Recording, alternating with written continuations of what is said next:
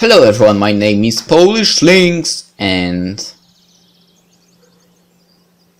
we continue going to the library now. And there is Alyssa, of course.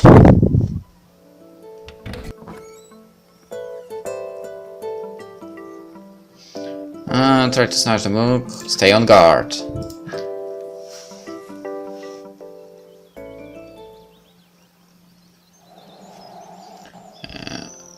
Hello Miku and goodbye, and hello Liana and goodbye, hello Olga, goodbye. And oh right, now it's time for a hike. Oh, that's a crazy situation with... No, it wasn't that situation, or maybe it was, but I didn't notice. Well,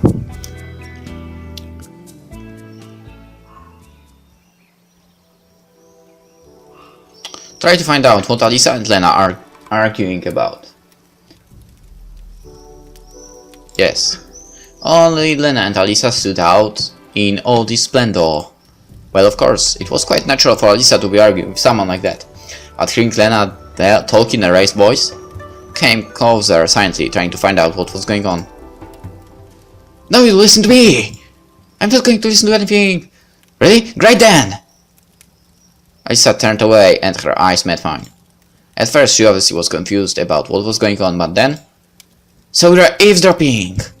What, me? No! She began slowly advancing on me and I took a few steps back. Lena, however, remained standing where she was. Well, okay then, listen. Alyssa stopped halfway and turned back to Lena. By the way, did you know he was peeping on me today? What? Peeping and he saw everything. Is that true? Lena wrung her hands distressfully, gave me a quick glance and started staring at the ground after she was cut off from the ward. No, nothing like that happened. Having thrown an angry glance at Alyssa, I came up to Lena. Why are you denying it? I even have a witness. Your witness is even worse than you. So you'll stick to your claim that it didn't happen? I took a second to think. But really, why do I have such a pathological desire to exonerate myself before Lena? As for I vitally need it, I need her opinion of me to remain unchanged. For how would I know what she's thinking? It didn't happen. Lena threw a baleful look at Alyssa and raised her eyes to me right after that, eyes full of discomfort and hope. It suddenly became unbearable to stare into these eyes. It didn't happen. I repeated less confidently. Well, whatever. Alyssa snared from behind me. It's up to you to decide who to trust, she said to Lena offendedly, then turned away and headed to the bonfire. Is that true? I felt uncomfortable like a fish out of water, feeling the urge to end this as fast as possible. And why should I have to excuse myself to her? Well, so what if it did happen? I looked at Lena boldly but noticed only a bright sunset gleam reflected in a tear which was going down her cheek. No, I meant... You don't need to lie. She whipped off her tears and tried to smile. After all, it's none of my business. No, why isn't it? But why is it? It's just that well, it was an accident, get it? An accident which was caused by Uliana, nothing more. Yeah, sure. It's true. I believe you. Lena was saying everything with absolutely no emotion, like she didn't care at all about what was going on. I was almost able to believe it, but her tears a few seconds ago. It seems to me that you don't. What is this? Some kind of a game? Lena said quietly, but there was a hint of anger in her tone. You really need to convince me of that. And even if I believed you, well, what then? Would it all become true? I'm not trying to convince you on anything, I just want you to understand that I'm not guilty and didn't want to. Why should I care at all? Lena shouted. I was standing with my back to the bonfire, but I was sure that all the pioneers had turned in our direction.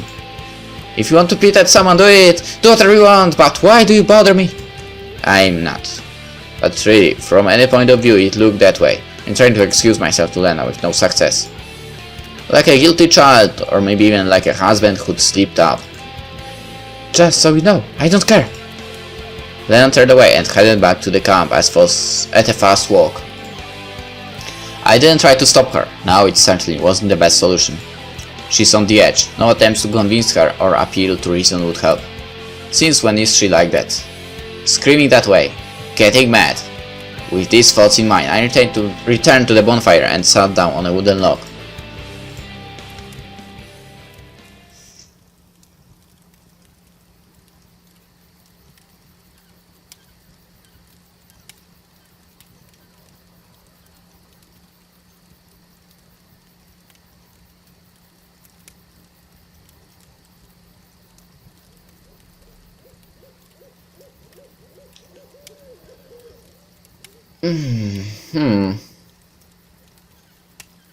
Okay, so?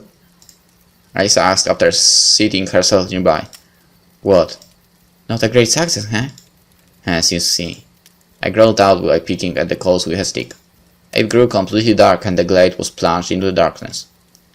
The surrounding landscape was reminiscent of a picture from a child's book about a wood monster. An unknown forest creature is just about to spring up from behind a tree. Predatory elves hoot menacingly in tree branches. Even mice looking out from snags stare at you with distrust. I was not afraid at the moment. Everything was different from the previous day when I was in the dungeon at the old camp. The moon was shining brightly, paying close attention to our brave troop. The wolf was sleeping, waiting for the morning, bathing in the moonlight. As I thought it was expected. But why? I finally managed to pick up the largest burning log and throw it into the center of the fire, causing the flames to rise about a meter high and a vortex of sparks to spread out in all directions. Does Lena often behave like that? How? Screaming at others? I couldn't believe she would act in such a way. She's human, like anyone else, as Issa giggled. As if you hadn't noticed it before. What hadn't I noticed? Her? What do you mean? I mean, this is her true face. What do you mean, true face? Ah, you're so stupid. Finish what you started. She's not what she seems like. Not like how you thought of her before. So how is she? Okay, I'm sick of this. I stood up, intending to leave. I didn't say anything, just sat and listened to the silence of the forest. By the way, if you want to follow her, I think she's on the island. On what island? The one where you were gathering strawberries today. And what is she doing there? Ah, you really are an idiot! I just stomped to the ground, circled the campfire and sat opposite. I must have really lost track of things. My head was absolutely blank. To be precise, it was so heavy and full, so that not even a single idea would have the chance to dwell there. If I would compare my brain at its prime to a broad highway full of speeding thoughts, overtaking each other and causing giant chaotic crashes, then now it's nothing but a forgotten tiny path in a distant desolate forest, which is only used in times of absolute necessity. I tried to think over what had happened, analyze it somehow, but it seems I was brushing against an invisible wall. Moreover, it was impossible for me to find a single emotion in my soul, any response, as if it had all happened to someone else. I failed to convince Lena that I'm not guilty. Should I care? Lena cried, screamed and then left. So what? I don't feel anything about it. Yes you do. Should I? I bit my lip until it bled and stood up. I couldn't bear to stay here among these laughing pioneers. I should run away. It doesn't matter where, to the forest, to the mine, even to space. I don't care, just so long as I can get far away from here. I seized the moment when the camp leader was looking the other direction and vanished into the forest shadows. There had been no rain for a long time. However, I am not sure whether it rains here at all. What a stupid idea, of course it does. The plants need some moisture. The night was fresher than the afternoon, but the air still hadn't had enough time to cool. I felt a little dizzy from the evening stuffiness. Suddenly I realized that I really wanted to swim. It's quite a normal desire because the days are hot and you constantly feel soaked with sweat during the daytime. I didn't even notice that I'd been approaching the pier. Why not the beach? Thoughts of Lena came over me again. Everything that I tried to ignore came out and brought lots of inconvenient questions, inappropriate answers, and vague desires. It was obvious that I had been led to the pier by my subconscious. But what do I really want? To apologize to her for something, to convince her of something. Not unlikely. I just wanted to get some sort of reaction from her. Wanted her to say, yes, I understand everything and just smile. And then I could stop myself from feeling like that. It was necessary for me to be understood by someone, even in this world. I untied the boat, pushed it into the water, got in and took up the paddles. It was easier row this time. My hands were still hurting, but I managed to develop some sort of technique that allowed me to travel quite directly. The river seemed frozen, spreading under the boat like a translucent whale. The moonlight was piercing deep into water, so it was almost possible to see the bottom. I started throwing. Surprisingly, the island now seemed the same as it did in the daytime. Here usually everything is different. After dusk it felt like another world, a mystery world, scary at times but beautiful in its own way, a world of shadows and whispers, or a nocturnal world. I slowly walked around the island, looking for the boat which Lena took to come here. The grass softly rushed under my feet. The occasional waves peacefully struck the shore and bounced back like flies too tired from the beating on the glass. The breeze from the water lazily stirred the leaves of the trees, out of habit, rather than a real desire to make the night grove sing. I looked at this wonderful picture with such delight that I didn't even notice something until I stumbled into it. It was a boat. Well, of course, she wouldn't get here by swimming. I headed towards the center of the island. After 100 meters I heard a rustling from behind a tree. "Don't come any closer," Lena whispered. I hesitated. "Don't come any closer," she said louder. "How did you know it's me?" For she hadn't indicated that she'd known that. "Alright." I leaned against the tree, trying not to look behind it. "Alisa told me that you will be here." "So what?" It was difficult for me to know what emotions Lena was experiencing. Her voice was steady enough, even though I could read irritation and annoyance in it. I could not understand whether she was angry or whether it was all the same to her. That came out awkward. I was doing my best to avoid unnecessary apologies and excuses, but couldn't find other words to use instead. "Was that the only reason you came?" "No, well, I don't know." "You don't know, but you still came?" "Yes." "You shouldn't have." "Why? Of course, if I'm bothering you." "Why are you following me?" She was right, it certainly looked that way. Moreover, I definitely felt attracted to her. "You shouldn't think like this." "Now how should I think?" "I don't know." "I can only draw conclusions based on your behavior." "I really don't know. I guess I'd better go." I was confused, and it was hard just to be near her. "Why? Since you came?" I seemed to hear a playful tone in her voice. "Alright." "And?" "What?" "What did Alisa tell you?" "Nothing special." "I see." "Yeah." "Well then." "Yeah?" We just stayed silent for a while. "Since you came, tell me about something." "Well, I don't know."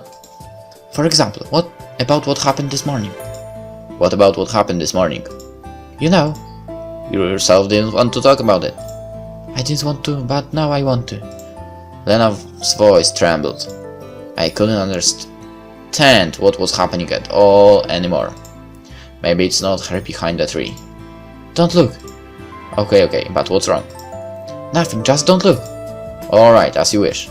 "So, nothing happened?" "Well, something did, but that was all just a silly accident." "Then why are you so worried about what I think about it?" "I'm not worried. And anyway, you yourself," I said louder, beginning to feel irritated. "What about me?" "Why are you so concerned about this situation?" "Who said that I'm concerned about this situation?" "Then what?" "Nothing," she said in a whisper and fell silent. Such talk would lead us to nowhere. Lena won't say anything, and I seem to be too stupid to guess, or even just to be sure about myself. Sorry, I guess it's just all my fault. I just cannot understand. "Why?" "What?" "Why do you keep apologizing for everything? For what you did, for what you are doing, even for what you haven't done yet." "But..." Maybe she was right, but I couldn't behave differently. I felt the need to apologize to her, to everyone. So they would not think badly of me, wouldn't laugh at me, so I can put away something unsaid and eliminate misunderstandings. Anyway, that's your business. And I got angry. Apologize, my excuses. Why should I care? Oh, okay, well, I'm not guilty. In fact, I don't think I could be blamed for anything. But then what's wrong? What is wrong with you? Why would something be wrong with me? I don't know, I just think so. Oh, you just think so? She laughed. You speak as if you know me. I did not answer. Please leave. Lena said after a while. I did move, just could not, had no strength to do so.